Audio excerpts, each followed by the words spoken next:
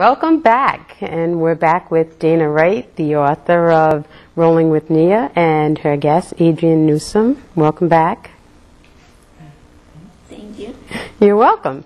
So, we're going to continue with your story and have you tell us a little bit more. I just want to ask you a couple of questions about making access. If you could tell us the website for those individuals, as you were saying, other people like you who may be in high school who are looking to go on to college, how would they access that website so that they can find out that information?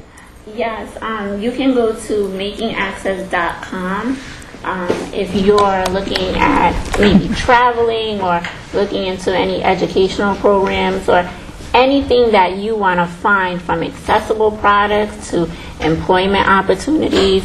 It's a growing database, and we just want to have it as much of a community as possible. We have monthly featured articles that highlight maybe a disability issue.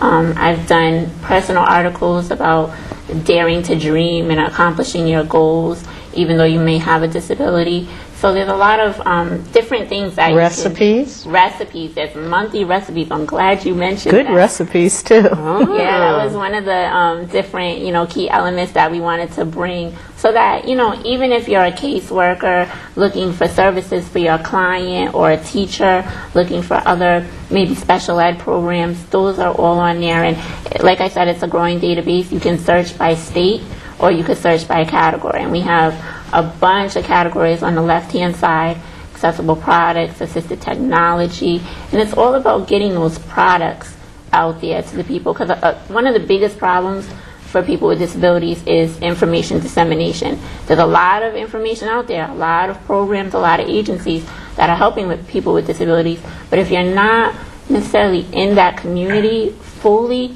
you might not get the resources that you may need. Well, I think that's great. Actually, that happens with a ton of different things. So I think that the fact that you have one location where people can go to is a great benefit for them and for the parents also.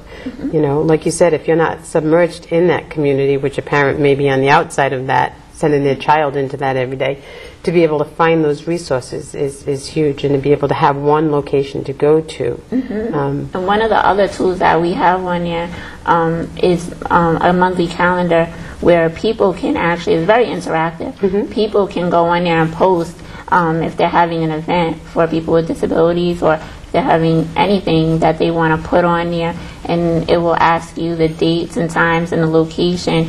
So it's all about, bringing people together and getting that information out there.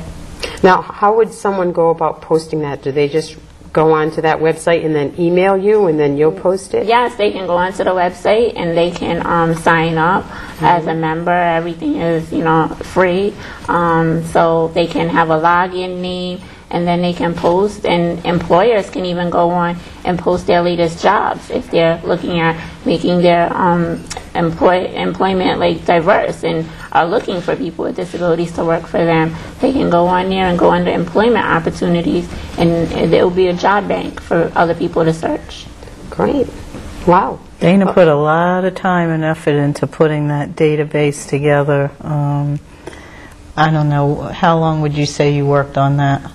I've had the idea when I was a junior, senior in high school, and it took, when I met Chuck and Charles Wilson, from BSL Systems, and I presented the idea to him. It took about a year. I had to enter everything manually in this Excel database, and he set me up, and he said, as you find different organizations and agencies that you want to put in, he showed me how to do it, and then he uploaded it into the database. So it took about a year. Wow. It was a lot of planning. And I wanted to make something like, the flavor of the month and the monthly featured articles as, a way to get people to come back, and, everybody can use a good recipe. So it's, it's not just for people with disabilities, but everything on there is disability specific. And we even have a kids zone. So kids can go on and do the message board and talk to other kids and talk about their experiences. And Rolling with Nia will be on there as well. Great. It's very interactive. Great. So people can go there also if they want to find out more information on Rolling with Nia. Correct. Yes. That's awesome. And Adrian, I have another question for you. How do you all feel about all of this stuff? Because it's so diverse and so broad that that Dana is doing.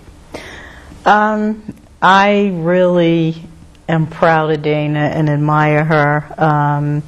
Dana is so talented, and I think, unfortunately, people with disabilities, no matter how talented they are, it's very difficult for other people to look at them the same way they look at everyone else.